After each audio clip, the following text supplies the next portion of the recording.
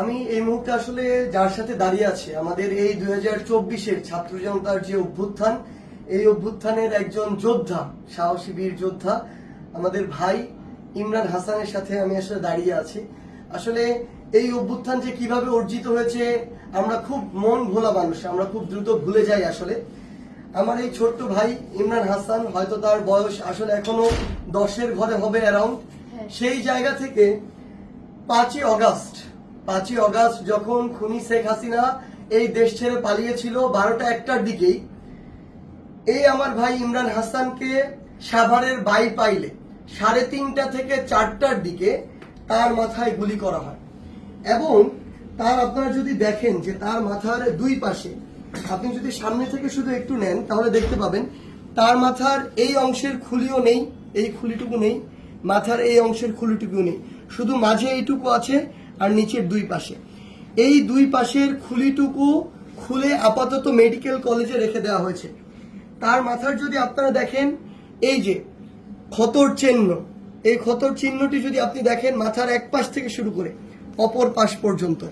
এবং আমার এই ভাই, আমার যোদ্ধা ভাই ইমরান, তার মাথার দুই পাশের খুলির অংশটুকু এখন আর নেই, এটি রয়েছে হসপিটালে।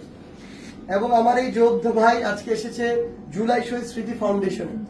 এবং সবচেয়ে বড় কথা হচ্ছে আমার এই 10 বছরের ইমরানের মতো ভাইয়েরা আমার যখন এখন পর্যন্ত গুলির আঘাতে তাদের মাথার খুলি হারিয়ে এখন ওই মাথার খুলির অংশ ছাড়া বা ওই খুলিটি হসপিটালে রেখে শুধুমাত্র এভাবে হাঁটতে হয়, যখন আপনি তার চামড়ায় স্পর্শ করবেন আপনার হাতে তার মগজের নরম স্পর্শ লাগবে।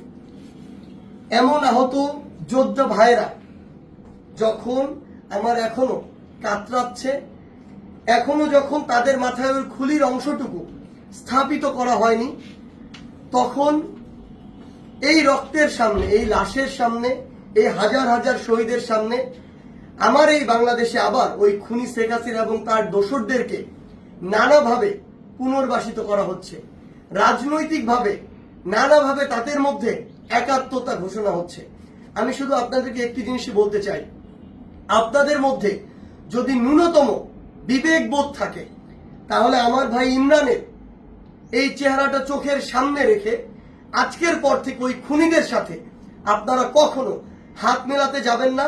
যদি ন্যূনতম আপনাদের মধ্যে ব্যক্তিত্ব বোধ থাকে তাহলে এই 10 বছরের ইমরানের চেহারাটিকে সামনে রেখে কোনোদিনও ওই খুনির যে দোসররা ছিল তাদেরকে পুনর্বাসিত করার জন্য, নিজের দলে টানার জন্য, তাদেরকে নিয়ে একসাথে চলার জন্য আপনাদের যে নোংরা কার্যক্রমগুলো সেগুলো করবেন না। যদি আপনারা সেগুলো করেন তাহলে 24-এর ছাত্র জনতার অভ্যুত্থানের যে স্পিরিট, এই স্পিরিটকে আপনারা অপমানিত করবেন। আর এই বাংলাদেশে কেউ কোনোদিন কোনো ফ্যাসিস্টের বিপক্ষে দাঁড়ানোর যে সাহস সেটি আর কোনোদিন করবে না। ধন্যবাদ।